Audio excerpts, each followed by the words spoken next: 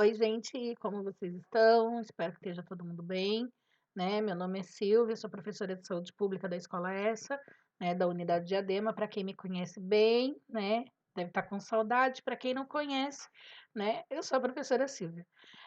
Gente, antes de começar o vídeo, eu preciso que vocês entendam três fatores, né?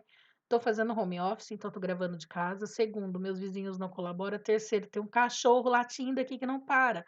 E já tá de noite, tá bom? Então, assim, desconsidere os barulhos de fundo. Só fica focado na minha voz, que é linda, certo? Vamos lá? Vídeos de saúde pública, né? Então, vamos aprender um pouquinho sobre saúde pública, ok? Então, vamos lá. Senta que lá vem história, tá? A história da saúde pública no Brasil é longa, tem aí fatos políticos, fatos históricos, fatos de rebeliões, tá? E a gente vai entender um pouquinho. Vamos lá. O que é saúde pública, gente, né? Da onde saiu a saúde pública, né? A saúde pública é aquela que volta a ações para a população, né? Que garante tratamento adequado e prevenção de doenças. Hoje, no cenário atual que a gente está aí vivendo a pandemia, né, do coronavírus, a saúde pública ela nunca se fez tão importante como na atualidade.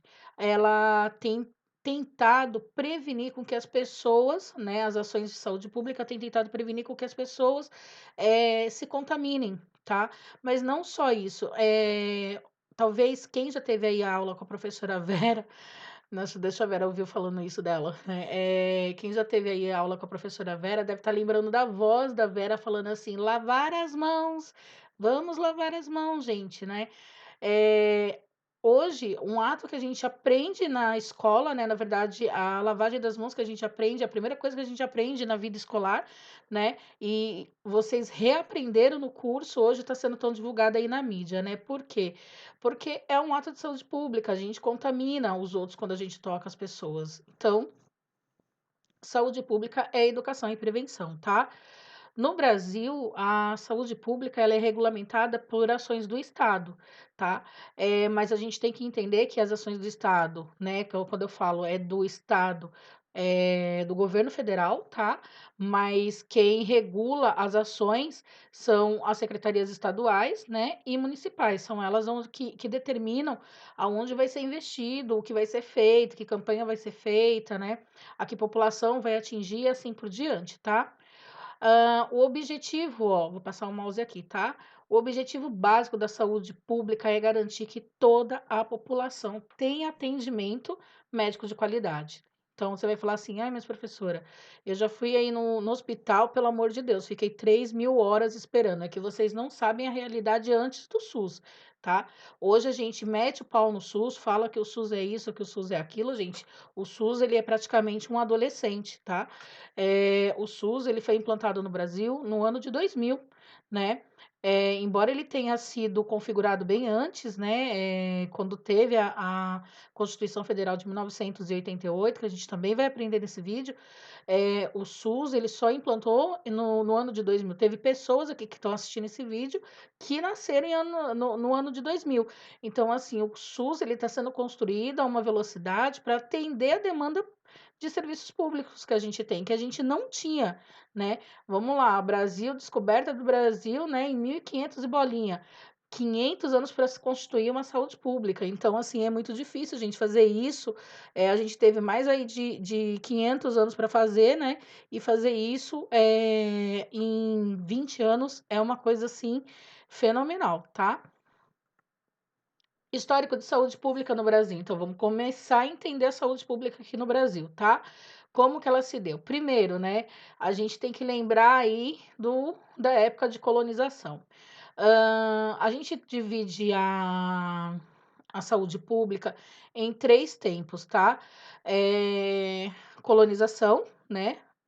O império aqui que teve o império no Brasil, a República Velha e a Nova República, que é o que a gente vivencia hoje, tá bom? Então vamos lá. Aí esse fone não quer parar, gente. É o capiroto, vamos lá.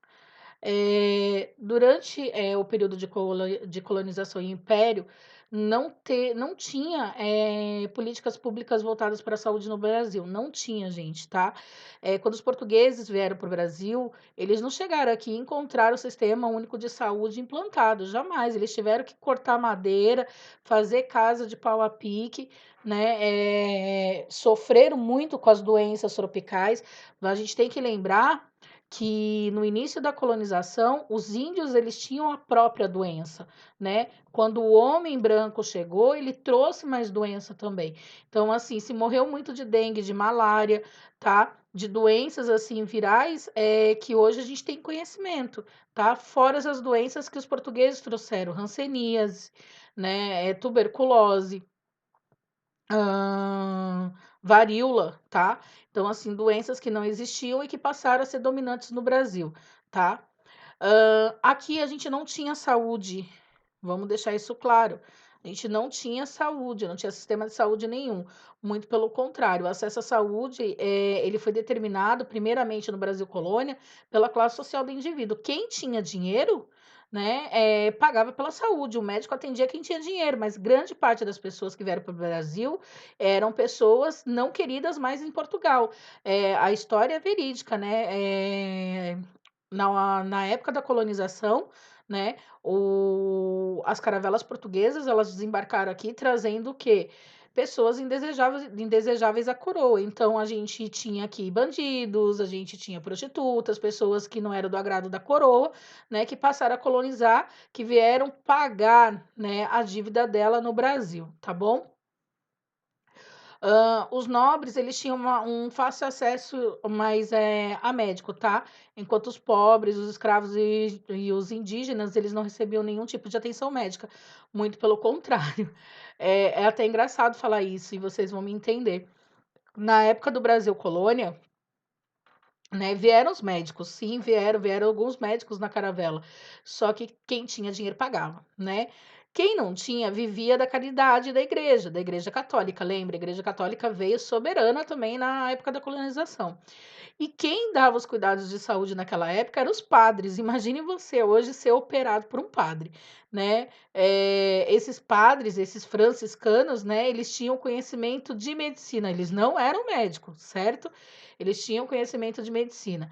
Então, grande parte das pessoas que não tinham acesso à saúde, elas dependiam de curandeiros, né? De boticários, que a gente conhece hoje como farmacêuticos, né? E a gente ainda tem essa cultura muito enraizada, né? A falta do nosso acesso à saúde fez com que a população brasileira ela não acreditasse na medicina. Olha que loucura, né? Você deve ter um avô, até você mesmo, sua mãe, né, para seu pai, que tem a mania de ir numa farmácia e perguntar: olha, eu preciso de um remédio para dor, né? Perguntar para o balconista em vez de procurar um médico. Por quê? Porque o acesso ao médico no Brasil sempre foi assim muito difícil para a classe pobre, né, para a classe desfavorecida. E essa cultura ela foi enraizada, assim como foi enraizado também o conhecimento de medicamentos. Tá com cólica, um chá de camomila, tá com dor no fígado, um chá de boldo, né? E assim por diante. Então, assim, a gente tem uma cultura muito enraizada de usos de raízes, de ervas, né? No Brasil para tratar doenças. Pô, inalação de. Ai, minha mãe fez uma vez para mim. Inalação de uma planta fervida, eu esqueci o nome. Para curar bronquite, por exemplo, tá? Então, assim, funciona. A gente acredita que funciona. Tem algumas que têm propriedades realmente medicinais, ok? Vamos lá, vamos continuar, senão esse vídeo vai ficar muito longo. Ó, o país, né, é um país colonizado basicamente por degradados, né, aventureiros desde o descobrimento até a instalação do Império, não dispunha de nenhum modelo de atenção à saúde à população e nem mesmo o interesse por parte do governo colonizador Portugal em criá-lo. A gente tem que lembrar que a gente foi, né, colônia de Portugal e a gente continua ainda sendo colônia, tá, gente? O Brasil, olha que loucura, ele mandava e manda ainda hoje matéria-prima para fora e compra a matéria-prima já de volta desses lugares. A gente criou um vínculo, né? Então, assim, para tirar esse vínculo de Brasil colônia ainda é difícil, tá? Aqui ele coloca, ó, atenção à saúde, né? Eu coloco, perdão. Atenção à saúde limitava-se ao próprio recurso da terra, plantas e ervas, que foi o que eu acabei de explicar. Curandeiros, né? A habilidade na arte de curar, os pajés e assim por diante. Aqui, ó, essa imagem ela é até interessante, né? Mostra curandeiros e barbeiros, né? Que promoviam atendimento à saúde aos menos favorecidos. Então, eles cortavam o cabelo, faziam tratamentos, né, com pedras, com produtos que eles tinham na mão para poder tratar as pessoas enfermas, tá? Como que era realizado o atendimento médico à população? Vamos lá, né? Uma das formas que se conseguiu fazer o atendimento médico no Brasil teve sempre ligada a questões religiosas. É tanto que as santas casas, elas são, né, o que sobrou da nossa época de colonização, tá? As santas casas hoje elas são fundações filantrópicas, tá? Que recebem ainda são mantidas por grande parte de doação da comunidade. Então, assim, tudo que a gente vê de Santa Casa é filantrópico e partiu da época da colonização, né? A primeira Santa Casa de Misericórdia no Brasil, gente, foi constituída ó, na cidade de Olinda, né? O primeiro hospital, em 1539. Essa daqui, se eu não me engano, ela não funciona mais como centro de tratamento, mas sim como de estudo, tá? Depois da Casa de Olinda, daí foi se implantando, conforme a colonização foi explorando, adentrando as terras brasileiras, né? Foi surgindo outras santas casas, por exemplo, a Santa Casa de Santos, a da Bahia, do Espírito Santo, Rio de Janeiro e São Paulo. Em 1543, a América ganhou sua primeira Santa Casa na cidade de Santos, tá? A capital paulistana foi a quinta cidade a receber, né, uma Santa Casa de Misericórdia. Agora começa o nosso debate aqui, né, sobre a saúde, o contexto realmente de saúde pública no Brasil, tá? A saúde pública no Brasil, ela somente teve importância com a chegada aqui, ó, da família real, tá? Eu vou deixar um videozinho depois dessa explicação para que vocês vejam. Por favor, é para ver, hein? Depois vai ter uma pergunta na sequência. Só vai para a próxima etapa quem responder a pergunta. Então, assim, a pergunta vai estar aqui no vídeo, tá? No ano de 1880, né, é marcado pela chegada da família real no Brasil, né? A família real, ela não se propôs a vir para o Brasil, tá? Ela saiu de Portugal devido à ameaça que ela teve, né? Ela colocou todo mundo dentro das caravelas, dos barcos, cerca de 10 mil pessoas vieram com a família real, chegou aqui no Brasil e falou, chegamos, tá? Só que junto com ela veio pessoas da burguesia, juízes, professores, médicos, vieram um monte de gente junto com a família de Portugal. Só que quando eles chegaram aqui no Brasil, gente, na cidade, se eu não me engano, foi. Peraí, porque eu lembro que eles separaram. No vídeo tá explicando, mas eu não lembro agora, tá? História não é muito meu forte, mas a gente tem que continuar. Se eu não me engano, não foi a caravela dele que não foi os navios, porque assim, o que que aconteceu? Quando eles saíram de Portugal, né, os navios eles acabaram se separando devido ao clima do tempo. Teve uma tempestade louca que é registrada na história e acabou se separando. Aí a família real ela desembarcou, se eu não me engano, em Recife e a outra, se eu tiver errado aqui, tá, gente? O vídeo ele corrige, me perdoa, mas aqui é tanta coisa para lembrar que eu realmente não lembro e eu não anotei aqui. E a outra parte da expedição que veio para o Brasil atracou em Santos, tá? Então eles se dividiram. Só que aquela que chegou, por exemplo, né, com a família real, ela chegou na cidade e não tinha onde eles ficarem. O que que eles fizeram? Opa, peraí, eu sou o rei de Portugal, né? Então eu quero as melhores residências. Eles simplesmente tomaram posse, né? Chegavam na casa das pessoas, dos burgueses que alimentavam as riquezas de Portugal, chegaram lá e falaram assim, ó, opa, hoje você não mora mais aqui, né? Você não mora mais aqui. Isso causou uma grande revolta, né? Você imagina alguém chegar na tua casa hoje e falar assim, olha, tudo que tá aí dentro é meu. Tudo que tá aí me pertence. O que que você faz? Você dá um giraia nessa pessoa, né? Você fala assim, opa, aqui você não vai entrar, tá?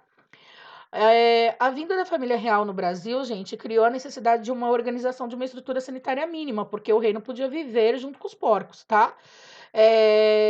Foi para ser capaz de dar. Ai, perdão, gente, eu coloquei uma informação errada. A outra não chegou em Santos, chegou no Rio de Janeiro, tá? Perdão. É, aí, assim, né, ele colocava assim, que eu coloco assim, né, capaz de dar suporte ao poder que se instalava na cidade do Rio de Janeiro. Então, a cidade do Rio de Janeiro, ela foi a que recebeu a família real, tá? Ela simplesmente ela teve que se reorganizar. Então, a reforma sanitária começou pelo Rio. Então, assim, né, tinha que ter um mínimo de saúde.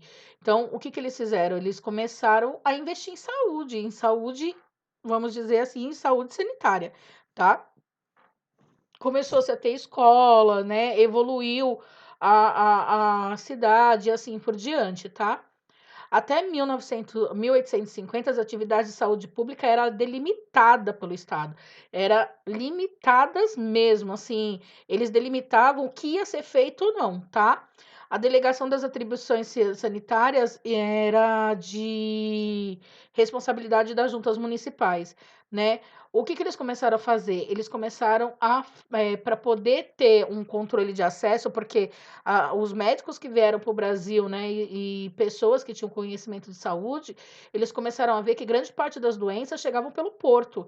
Então, eles começaram também a fazer controle de navios, né, em relação à saúde da população nos portos de saúde. Então, assim, se você não estava doente, você não entrava. É praticamente o que eles estão fazendo hoje com o coronavírus, tá? Vamos lá. A saúde pública após a independência do Brasil, né? Aqui a gente também tem eh, algumas considerações. Antes de chegar nesse slide, você deve ter visto um videozinho. Então, vamos lá, né? E responder o quiz, né? Porque senão você não teria chegado até aqui, tá?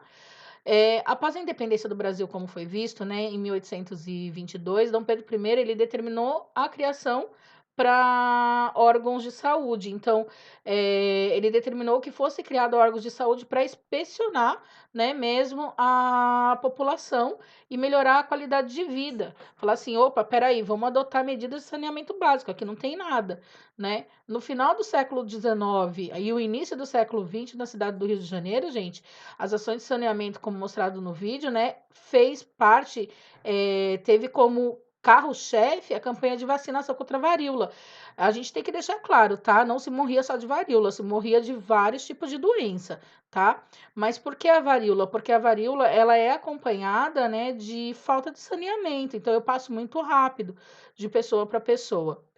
Ainda nessa época, o esgoto corria a céu aberto, o lixo não tinha destino adequado, né? E a população estava sujeita a uma série de doenças, como a gente vivencia até na época de hoje, né? Nas grandes comunidades, onde está doenças de controle fácil e a gente não consegue fazer devido à falta de saneamento básico. Água e esgoto, né? Tratados é um, um essencial.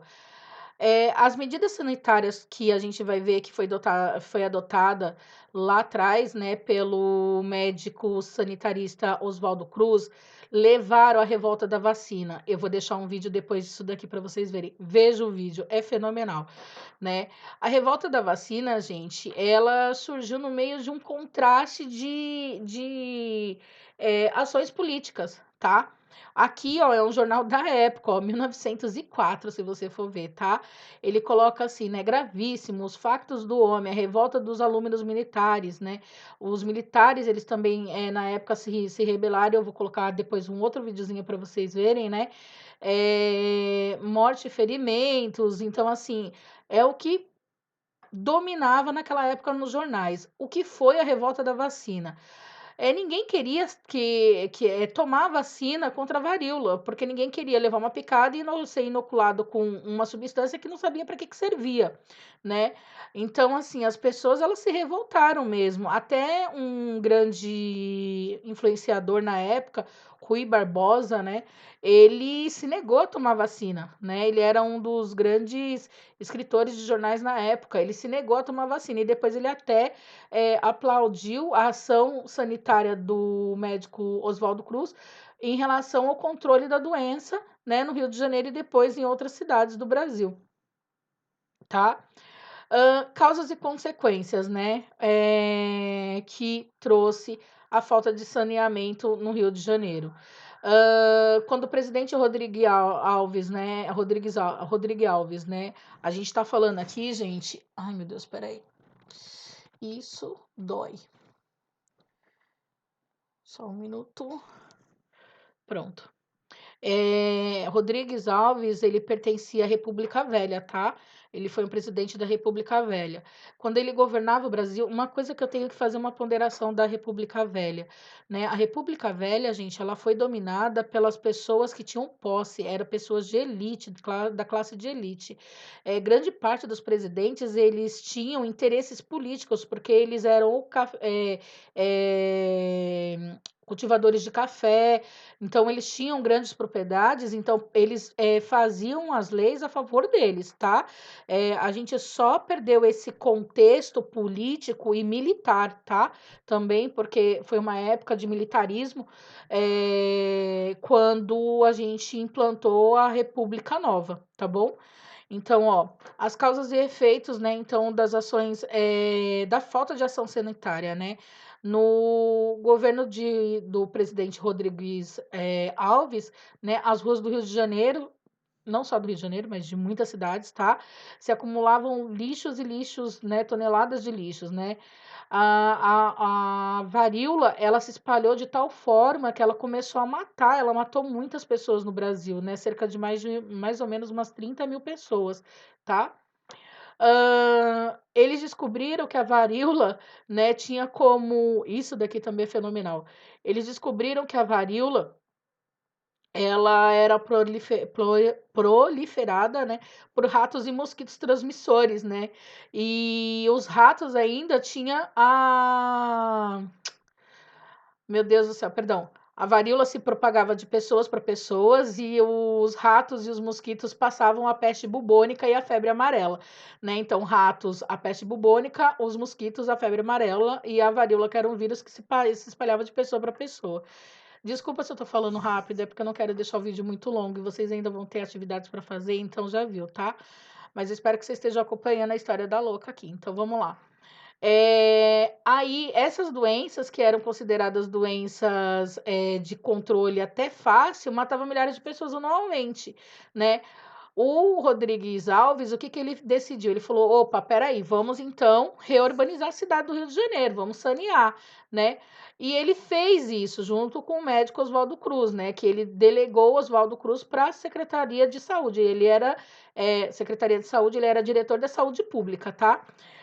Com isso, se teve assim grande obras de saúde pública, né? As ruas foram ampliadas, avenidas foram realizadas, né? A reurbanização do Rio ficou linda, né? Só que quando eu implanto o processo de urbanização, eu mato a população que está ali do lado. Mato no sentido figurado de eu desalojo. O que que acabou acontecendo? Essas populações que já eram pobres, viviam em cortiços, foram desalojadas, tá? Porque o Rio de Janeiro, a cidade, o centro dela era o que tinha de melhor, né? Porque as pessoas, quando, por exemplo, né, se você pudesse morar no centro e você trabalhar no centro, para você é muito mais fácil. A locomoção para você é muito mais rápida. Agora, você imagine você, né? É que nem a teacher aqui, né? Ela trabalha em Diadema, mas mora em Interlagos. A locomoção leva tempo. Então, assim, essas pessoas que foram desalojadas foram a classe pobre. Eram pessoas que viviam em cortiço, casebres e que foram desalojadas sem direito nenhum. Não foi pago nenhuma coisa, nenhum. Como que fala? Quando a gente é despejado, não se foi pago nenhuma indenização. Nenhuma indenização para essas pessoas. E elas tiveram, né, que mudar para periferia da periferia, onde não tinha nenhuma estrutura de saneamento básico, tá bom? Aqui começa a parte hilária da saúde pública, né? Brasileiro sendo brasileiro sempre, né? Vocês viram aí com o negócio do coronavírus, que o brasileiro começou a vender álcool de cabelo, né, gel de cabelo como álcool gel, né, e teve pessoas que compraram, por incrível que pareça. Vamos lá. Ai, que dor.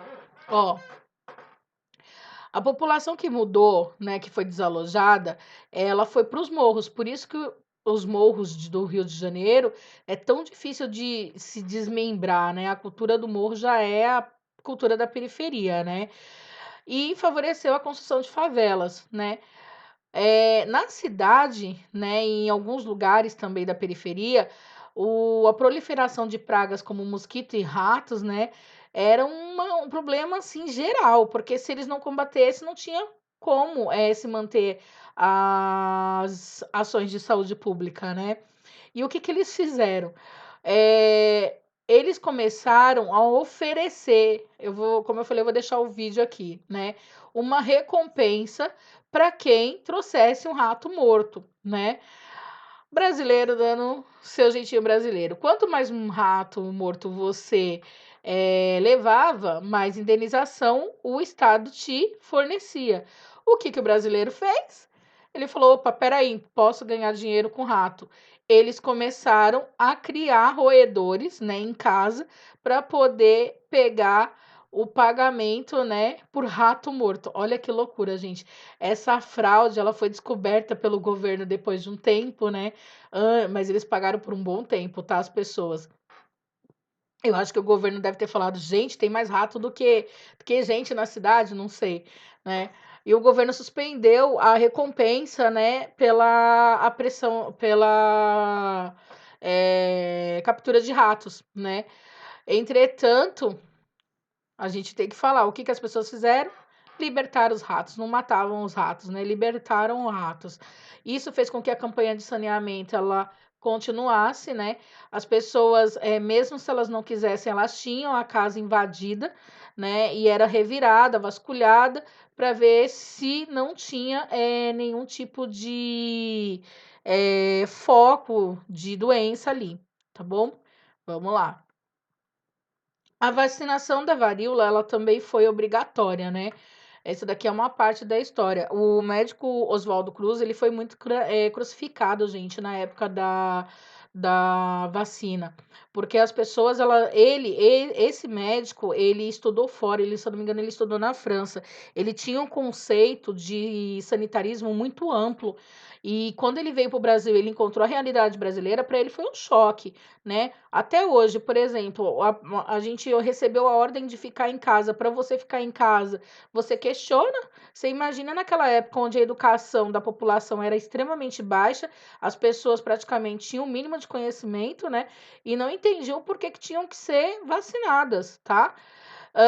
O médico Oswaldo Cruz, ó, ele foi contratado para combater as doenças, né? Ele impôs a vacinação obrigatória da varíola. A vacinação obrigatória, ela causou uma revolta, tá? Na sociedade. E por um tempo, a vacina, ela foi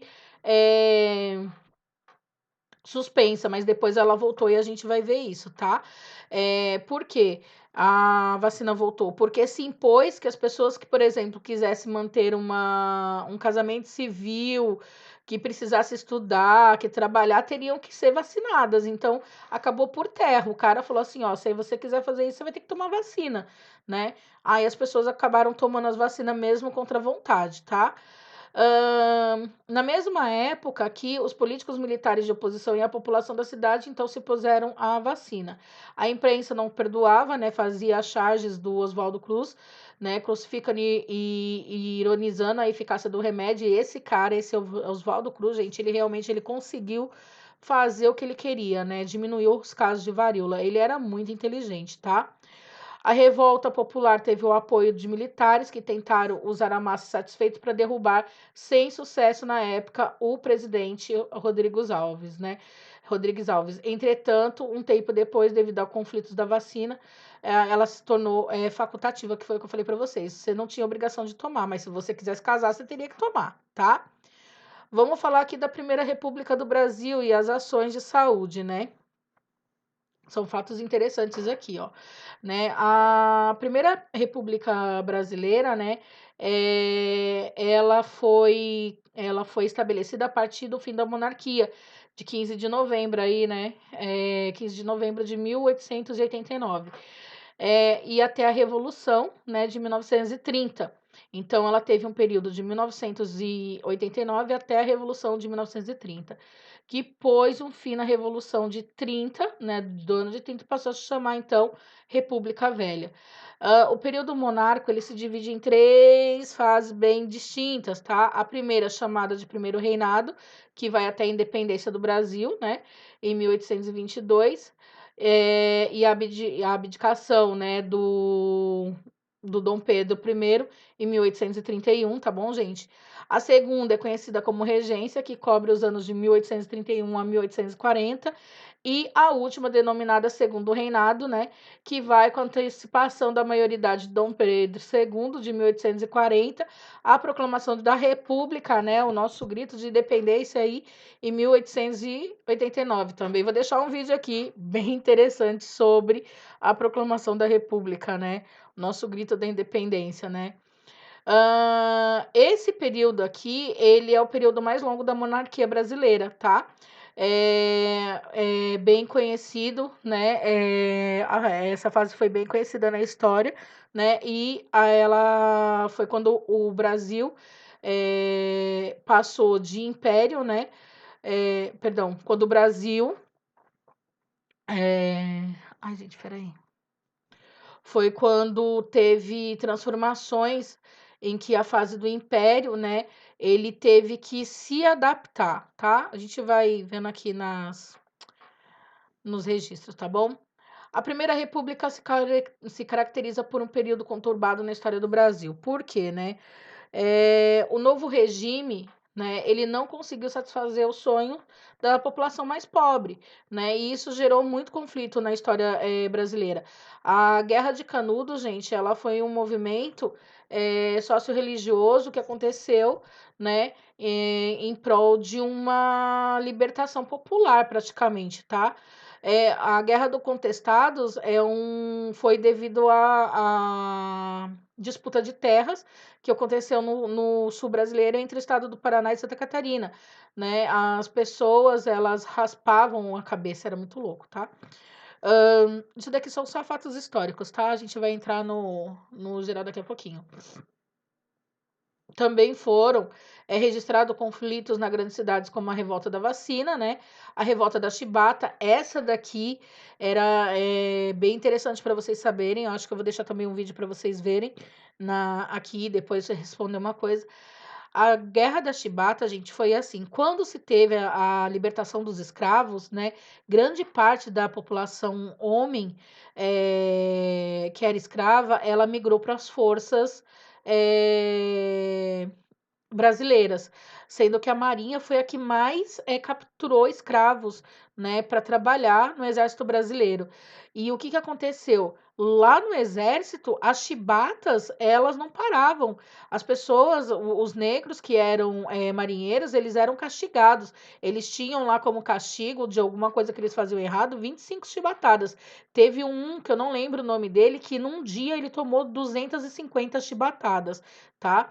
A maioria das pessoas que trabalhavam na marinha, né, ou dos homens, eram escravos recém-libertos. Então eles se revoltaram, depois vocês vão ver. E essa revolta da chibata, ela teve um grande impacto sobre a questão de saúde, porque um dos mediadores, eles foi tentar, o governo, né, o governo federal, o presidente, eu não lembro quem, tá, diretamente, tentou, né, perdão, foi o governador do Rio de Janeiro.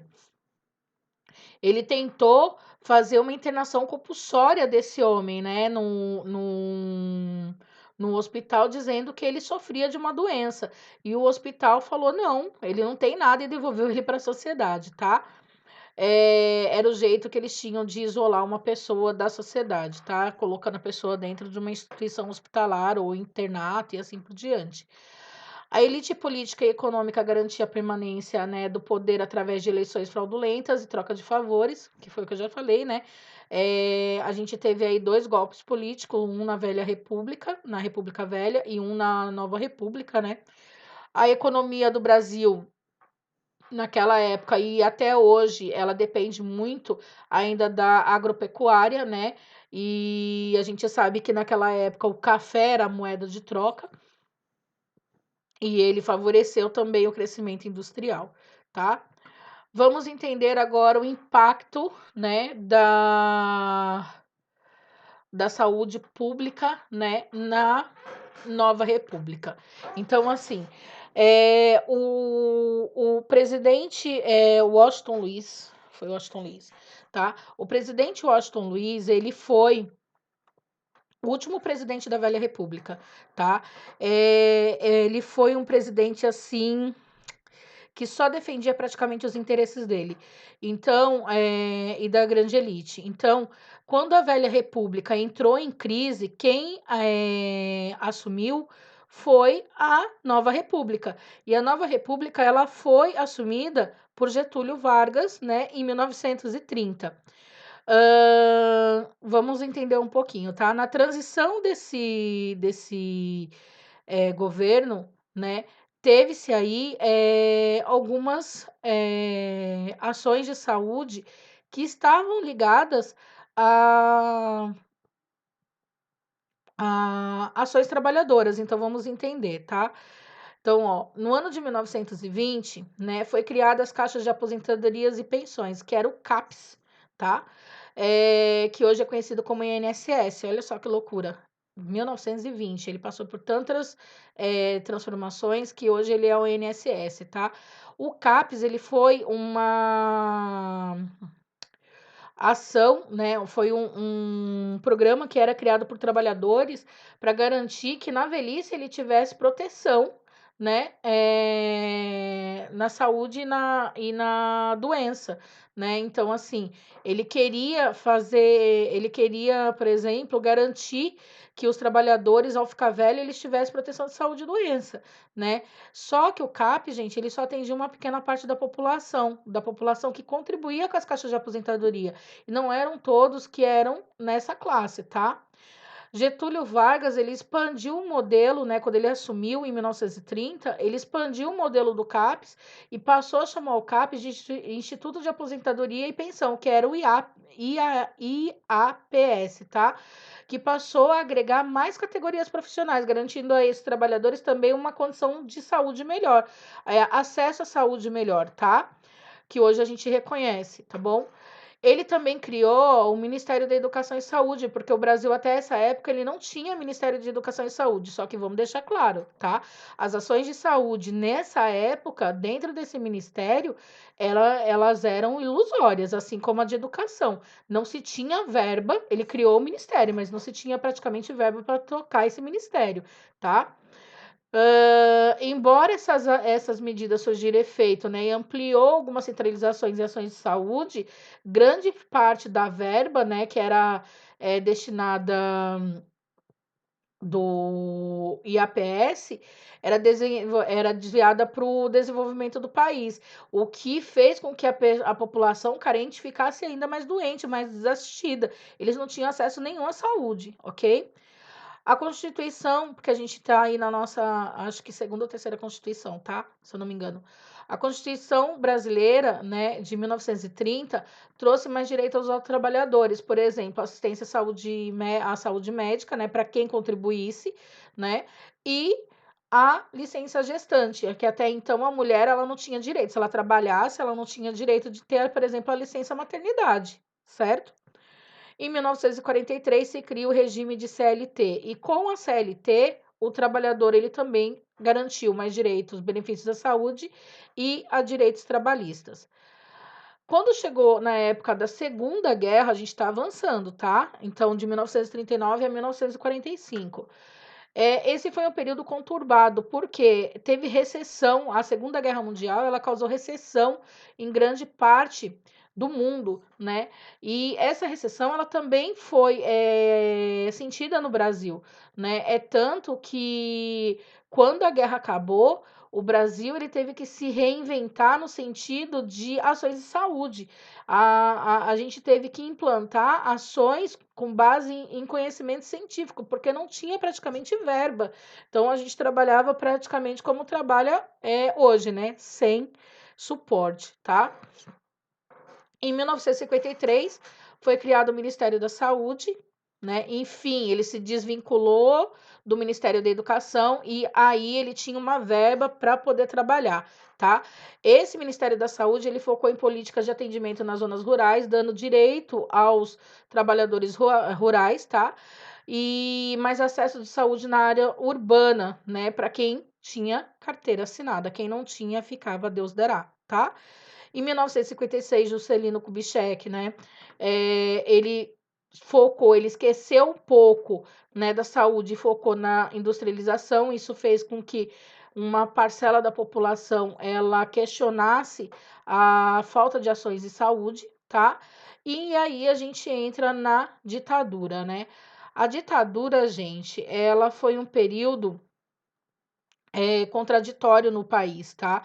Embora ela privasse o cidadão de alguns direitos, né, que constitucionais hoje, a ditadura, ela se viu obrigada a achar soluções quando ela se deparou com o aumento de epidemias, a falta de investimento, porque a ditadura, o foco dela era a segurança e desenvolvimento do país, vamos desenvolver, né? Só que para você desenvolver, você precisa que as pessoas que causem, que façam, né, que participem do desenvolvimento estejam com saúde.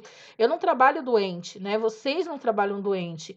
E naquela época, na ditadura, começou a ter um aumento de epidemias. Era dengue, meningite, malária e um monte de doenças que eram controláveis antes e que começaram. Peraí, gente. Deixa eu ligar meu computador aqui. Cadê? Perdão, tá? Que começaram a desencadear aí surtos, né? Epidemias mesmo, dentro de grandes cidades. Então, ele se viu obrigado a achar soluções, tá? Em 1966, né, nasce o INPS, um órgão previdenciário, como a gente conhece hoje, né, o INSS, e para melhorar as condições de saúde também do trabalhador, tá? Nessa época, as ações públicas primárias de saúde, tá? Eram vistas somente como de responsabilidade do município, por exemplo, né? Se você tivesse pressão alta, diabetes, doenças de baixa complexidade, o município ele tinha que intervir. Mas casos mais complexos era o governo estadual e o federal que deveriam interagir. Então, se a pessoa tivesse câncer, tivesse que operar o coração, qualquer coisa desse tipo, quem tinha que arcar era o estado e o governo federal, tá? Em 1970 foi criada a FAS, gente, era uma verba que vinha da loteria esportiva, tá? Onde apenas 1%, então as pessoas iam lá na loteria e jogavam, falavam para a pessoa, olha, você jogando na FAS, né, você está contribuindo com a saúde, o crescimento da saúde, só que só 1% da verba, né, era investida em saúde, o que favoreceu nessa época, em 1970, o aumento do campo da medicina privada. Ela viu ali um nicho, ela falou, opa, peraí, não tem saúde pública para todo mundo, né? As pessoas não são atendidas nesse sistema de saúde atual, vamos fazer previdência privada. E hoje é o caráter que a gente tem da saúde. A saúde pública é ruim, o convênio é bom. Não é bem assim, tá? Na atualidade, hoje eu tenho convênios que são piores do que serviços de saúde. Então, assim, a gente tem que ter uma realidade que a cultura da medicina privada ela foi enraizada porque as pessoas não tinham, né, acesso à saúde. Então, se eu pago, eu tenho direito, né? Então, assim, a medicina privada hoje ela é uma das que mais tem lucro no Brasil. Por quê? Porque a saúde pública ela é incapaz de absorver, né, grande parte das pessoas que precisam de serviços de saúde, tá bom? A criação do Sistema Único de Saúde. Ó, que loucura, né? Vamos lá. A criação do Sistema Único de Saúde, né? ela veio com base no Ministério da Saúde, que foi criado lá em 1953, tá? Que implantaram as primeiras conferências sobre o cenário atual de saúde pública no Brasil, né? A ideia dessas conferências era a criação de um sistema único que pudesse atender toda a população, tá? Porém, quando a ditadura militar ela se implantou, como eu falei para vocês, as verbas de saúde elas sofreram cortes, né? E muitas doenças acabaram voltando e intensificando e acabou atingindo a população. Na década de 1970, apenas 1%, gente, da arrecadação do orçamento da União, né, era destinado para a saúde. 1%. Eu tinha uma população que estava em crescimento louco, né? Só que só 1% era investido na saúde, né? E ao mesmo tempo surgiu o movimento sanitarista, que foi um movimento formado por profissionais de saúde que viviam em situações precárias, né? A saúde ela não era uma fonte de saúde, era de sobrevivência, né? Intelectuais, partidos políticos, aqui a gente tem um grande movimento do PT, a gente tem a Ordem dos Advogados, né? Que começaram a discutir serviços sociais, tá bom? Conselhos, tudo que você possa imaginar, começaram a discutir que mudanças eram necessárias para poder ter aqui um mínimo de saúde pública no Brasil, um cenário real que atendesse a toda a população. Uma das conquistas mais evidentes desse grupo foi a 8ª Conferência Nacional de Saúde. E eu vou deixar um vídeo aqui para vocês e vai ter um quiz dela, tá? Que ocorreu em 1986, ó. Teve gente aí que deve estar assistindo que nasceu em 1986, tá? E o documento final, né, desse evento foi a criação, né, foi o esboço para a criação do Sistema Nacional de Saúde, que a gente conhece como SUS, o SUS da nossa vida. Essa daqui foi a reunião da 8ª conferência, tinha células de discussões, né, as pessoas formavam, ó, grupos, tá? Vamos lá. A Constituição Federal de 1988, essa Constituição que a gente ouve todo mundo falando, né? Estão rasgando a Constituição Federal, né? Estão tirando os direitos dos trabalhadores, estão tirando o direito do cidadão. É verídico? Sim. A Constituição Federal, ela vem através da Carta Magna, né? A Carta Magna é a carta que fala onde o Estado tem direitos, assim como a gente também tem direitos, e deveres, assim como a gente tem deveres, tá? Outra importante conquista foi a inclusão, né, da implantação, do desenvolvimento do Sistema Único de Saúde Público, né, que trouxe junto à Constituição, onde ela determinou que a saúde era direito de todos. Até então, a saúde não era direito de todos, gente. Eu fiz até uma anotação aqui, ó. O calendário vacinal de crianças, que a gente acha aí que as crianças sempre nasceram e foram vacinadas, e não é a realidade, ele só entrou em vigor em 1973, tá? Até então, 1973, as crianças morriam de meningite, de diarreia, de gripe, poliomielite, né? Doença sarampo, cachumba, rubéola, porque não eram vacinadas, a gente não tinha um calendário vacinal, tá? O programa de pré-natal, a mulher também não era assistida, né? Uma mulher para ganhar neném, para parir, ela tinha uma peregrinação muito maior do que ela tem hoje. Ela não tinha direito à assistência ginecológica, né? O pré-natal que você faz hoje aí, que tem no mínimo 6 consultas, exames, tal, isso foi implantado a partir do ano de 2000.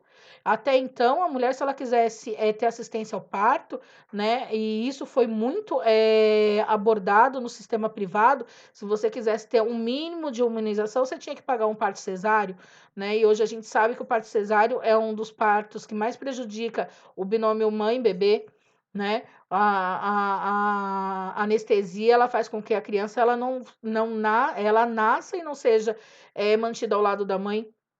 Então, assim, são práticas de saúde que foram questionadas. E a gente também tem que começar a se questionar, opa, peraí, né? Hoje eu tenho uns direitos que os seus avós, seus pais talvez não tiveram, né? Eu sou da época em que campanha de vacinação, eu falo isso porque é traumático. Se você compartilha do meu trauma, né, levanta a mão aí. Eu sou da época da vacinação com pistola. O cara sequer trocava a agulha. A gente fazia uma fila assim indiana, né? e o cara vinha com uma vacininha, uma pistolinha sob pressão, né? E te inoculava lá a vacina que você tinha que tomar. Graças a Deus não peguei nenhuma doença nessa época, né? Todos sobrevivemos, mas a vacinação não tinha o mesmo contexto que tem hoje, né? Então, assim, a gente evoluiu muito, nosso sistema de saúde evoluiu muito e tem que evoluir ainda, tá? Acho que eu tô falando muito tá, né? Vocês vão, conta aí o número de TAs e fala quantos TAs eu falei depois. Mas o que é o SUS então, né? Peraí, eu terminei outro slide, gente, tô ficando louca. Não, né? Vamos lá. A Lei Federal 8.080 de 1990 regula o Sistema Único de Saúde. É ela que fala como que o SUS tem que ser organizado, né? Quais são os níveis hierárquicos dele, quais são os níveis de atenção, né? Os pilares em que ele tem que ser desenvolvido e assim por diante. Quem tem que sustentá-lo, né? Quem tem que financiar o SUS, né? Quais são as ações que devem ser feitas pelo governo federal, pelo governo municipal, pelo município. Lembrando que a população dentro do SUS ela também tem voz, né? A gente também tem as ações de saúde aí, de secretarias municipais, onde a participação social ela é defendida pelo SUS. Então, tem pessoas, tem conselhos de saúde aí que a população, líderes de comunidades, eles são ouvidos, né, para ver o que deve ser feito ou não em questão de saúde, tá? A Lei 8.080 de 1990, gente, ela cai muito em concurso, mas ela cai assim muito. É a rodo e vocês não têm noção, né? Ela trata muito também das leis orgânicas. Então, assim, para quem tiver interesse, depois, ó, devora isso daqui, tá? Os objetivos do SUS, né? Identificar e divulgar o condicionante determinante de saúde. Então, assim, o que eu preciso ter e o que eu preciso fazer para ter saúde. Ponto, tá? Formular a política de saúde para promover os campos econômicos e sociais, né, para diminuir os agravos de saúde e fazer as ações de saúde de promoção, promover saúde. Como que eu promovo saúde? Oi, né, professora, ó, você tá o quê? Gordinha, tá? Você tem que fazer o quê? Regime, ó, vamos fazer alguma ação, vamos promover, me inclui aí num grupo de prevenção, né, para eu poder o quê? Lá na frente não ser uma pessoa, uma obesa mórbida, que tem um grau de hipertensão e diabetes, né, e doenças cardiovasculares imenso. Então, isso eu preciso também ter na minha cabeça, tá? Promoção de saúde, vamos promover. A promoção, gente, o correto dela é ser feito antes da pessoa chegar na condição que eu cheguei, tá? Sedentária. Mas é importante, tá bom? Proteção, recuperação. Como que eu recupero uma pessoa e devolvo ela à sociedade, né? Porque o interessante é fazer isso, é tratar a pessoa para ir reinseri-la, né, no meio social e familiar, tá? Essas ações elas podem ocorrer tanto a nível assistencial quanto preventivo, quanto a individual e em grupo, tá bom? Mas o que é o SUS então, né? O SUS, ele é um dos maiores, e mais complexos sistemas de saúde pública do mundo, né? Não existe modelo igual, tá? Ele garante, ó, acesso universal aos serviços de saúde pública. Eu comentei uma vez com vocês, eu vou, não sei se foi com a sala de vocês, se foi, você já ouviu essa história, né? Vamos contar a história aqui também. O SUS, gente, ele atende um estrangeiro. Se um estrangeiro for atropelado no meio da rua, né, ele vai ser socorrido pela ambulância, vai entrar no SUS, vão gerar um número do SUS para ele, né, do cartão do SUS, e ele vai ser atendido e vai sair do hospital sem gastar um centavo, né? Ele gastou dinheiro público, o nosso dinheiro, né? É diferente dos outros países. Por exemplo, uma vez quando eu fui viajar para o Chile, eu passei mal, eu para ser atendida eu tive que pagar, tá? Então, assim, são coisas que a gente só vê no SUS, certo? Então, ele garante o acesso universal, independente da sua naturalidade. Uma coisa que aconteceu agora, e isso também é legal de falar, gente, A gente faz fronteira com o Paraguai, né? Nessa loucura do corona de fechar a fronteira, e o que eu achei engraçado é que os paraguaios, eles fecharam a fronteira do Brasil e nenhum brasileiro poderia passar para o lado paraguaio, mesmo se estivesse fazendo tratamento médico. Mas os paraguaios que faziam tratamento médico no Brasil, quer dizer, usufruíam do nosso Sistema Único de Saúde, eles poderiam passar a fronteira para poder vir fazer tratamento de saúde no Brasil, né? São espertos os povos, né? Depois a gente fala que o brasileiro é esperto. Ó, dá até raiva. O sistema de saúde, ele abrange o quê, né? O simples atendimento por uma avaliação, por exemplo, de pressão na atenção primária, realização de exames na atenção secundária, né? E transplante de órgãos na atenção terciária. Não confundam níveis de atenção com níveis de prevenção, tá? Isso a gente vai ver na próxima aula. Ai, meu Deus, eu falo mais que o homem da cobra. Vamos lá.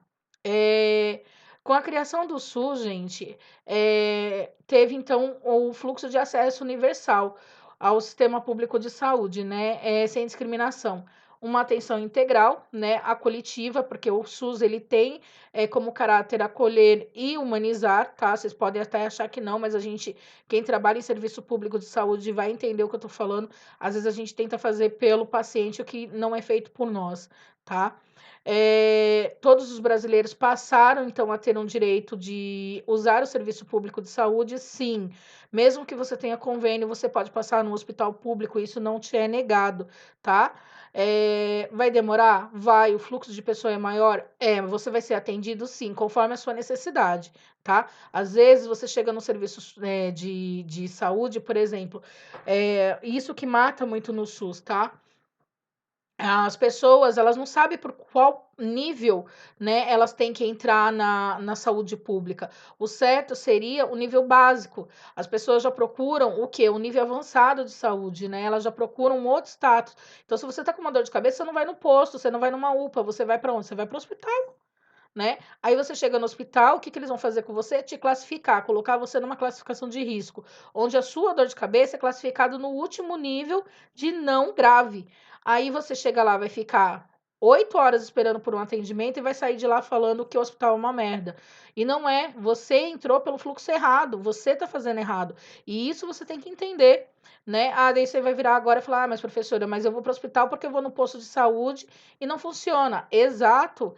Posto de saúde, gente, ele tá começando a se modificar. A gente tá tendo muita aí parceria público-privada, né?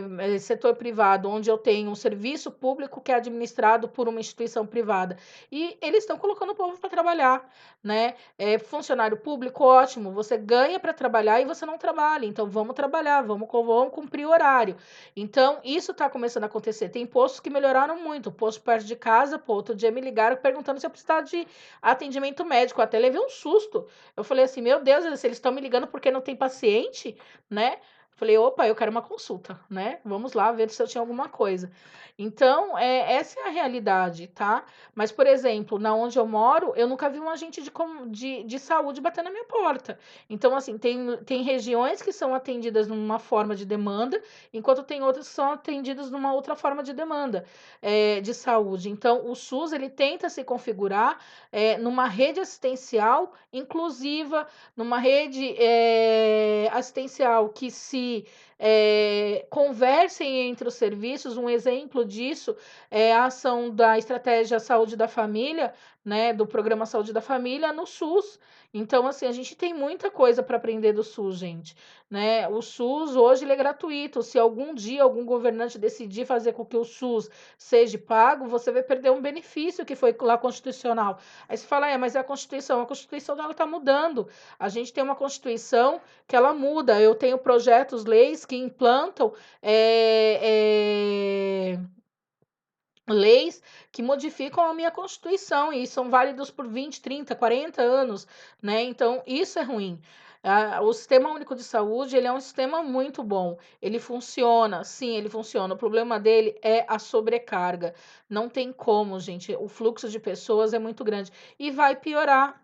né? Porque grande parte da população, após passar essa pandemia, vai perder o emprego, não vai mais pagar convênio porque não é uma prioridade. Elas vão migrar para onde? Para o SUS. Então, assim, quem é funcionário do estado, do município, né? Essas pessoas eu tenho até dó, porque vão ter que trabalhar o quê? Em dobro para poder assistir de uma forma que faz com que a pessoa não, tenha suas necessidades supridas de uma forma diferente, né? Você tá vendo o meu problema, não o problema de todo mundo, você entendeu? E isso é bem complicado dentro da saúde. Às vezes a gente fala assim, é o que eu falo, né, dentro da sala de aula, você tá passando de usuário do serviço para profissional que atua dentro do serviço. São duas visões totalmente diferentes, né? Que nem eu brinquei e brinco na sala de aula. Às vezes você chega lá num hospital público e você vê o profissional de enfermagem sentado, a primeira coisa que você faz é falar, ó lá, né? Tá sentado, não tá fazendo nada. Às vezes aquele foi o primeiro momento que a pessoa conseguiu sentar naquele dia. E a gente tem essa mania de subjugar, o funcionário não tá fazendo nada. Concordo com vocês, tem funcionário público que não faz porcaria nenhuma, né? Eu tinha uma conhecida que ela chegava para trabalhar, gente, juro por Deus, isso não é brincadeira, não. Ela falava: "Hoje eu não vou fazer nada", e ficava tricotando, né. Ela tricotava o plantão inteiro, tá. Então isso também é bem difícil. Aqui, né, a gente tem um comparativo de sistemas, né, fragmentados com uma rede de assistência, né, à saúde. O sistema fragmentado, né, ele visa, né, a organização por componentes isolados, né, organização por níveis hierarquários, orientado para atenção a condições agudas, voltado para o indivíduo. Então, eu vejo um indivíduo e não uma população, que é diferente de uma rede de atenção, tá? É reativo, ele reage àquilo que ele está vendo, ele tem ênfase nas ações curativas, ele tem o cuidado profissional, né? Então, é especialista, ele vê, então, uma necessidade, por exemplo, você tem necessidade de um neurologista, então eu vou ver, né, o cuidado profissional. A gestão é da oferta, né, e o financiamento por procedimentos, né? É diferente de uma rede de atenção aqui à saúde, é só vocês lerem aqui e compararem, tá? A rede de atenção ela é mais complexa, né? Ela vê não só o sujeito, ela vê a comunidade, ela vê o agente de saúde, ela trabalha por uma rede integrada que visa realmente a atenção integral, tá bom? Qual que é o problema atual do SUS, né? Por que que o SUS, o Sistema Único de Saúde, a saúde pública, ela é tão criticada?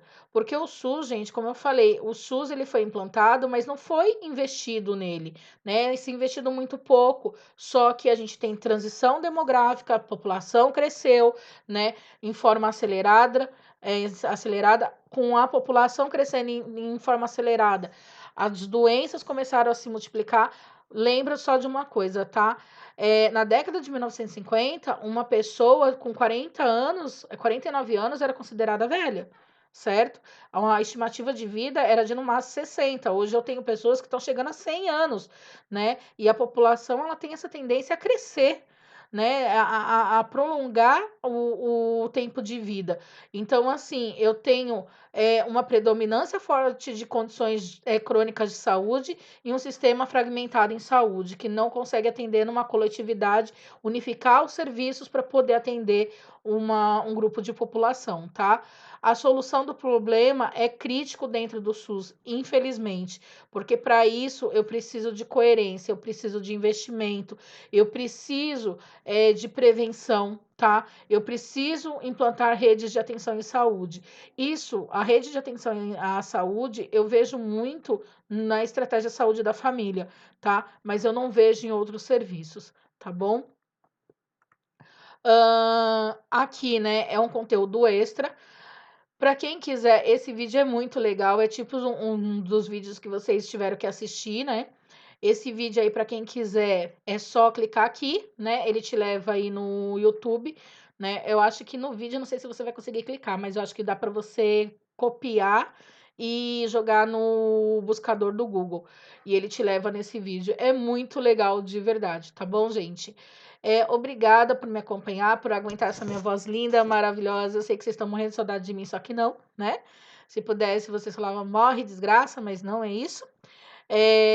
Eu quero que vocês estudem, gente, porque assim, esse conteúdo ele é legal, ele não é tão maçante. É maçante na questão de história, porque a única história que vocês vão ouvir é hoje. O restante agora é só realmente ações dentro de saúde pública, né? Mas é legal para você poder entender. O brasileiro ele não conhece a própria história, e isso é triste, né? A gente tem que conhecer a nossa história. Pô, quando que eu ia pensar que as ações de saúde no Brasil estavam interligada com a vinda da família real para o Brasil? Olha que loucura, né? Então a gente tem que começar a entender que as coisas elas são interligadas e que o nosso passado reflete realmente nas condições que a gente vivencia hoje no presente, tá bom?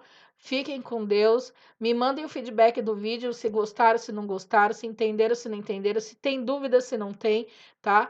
E aí a gente vai conversando. E por favor, estudem na pandemia, porque esse conteúdo, ele tá bem interessante, gente. Se vocês fizerem as aulas certinho, quando a gente voltar para a sala de aula, é um conteúdo a menos para vocês terem que estudar, entendeu? Então, vamos lá, mãos a obras, né? Ah, lembrando, essa aula aqui tem fórum, tá? É um fórum de debate. Eu vou colocar uma pergunta e é para vocês interagirem nesse fórum. Não é para me mandar nada via WhatsApp. A única coisa que você pode me mandar por WhatsApp é pergunta, tá? A interação é feita lá pelo canal. Eu quero que vocês debatam entre vocês as questões que eu vou deixar lá. Então, assim, vai lá e responde, fala responder. Eu quero que vocês respondam esse conteúdo, tá bom? Essa disciplina aqui, ela tem 2 atividades que valem nota, mas daí eu explico para vocês lá na frente. Beijo, galera. Fiquem com Deus.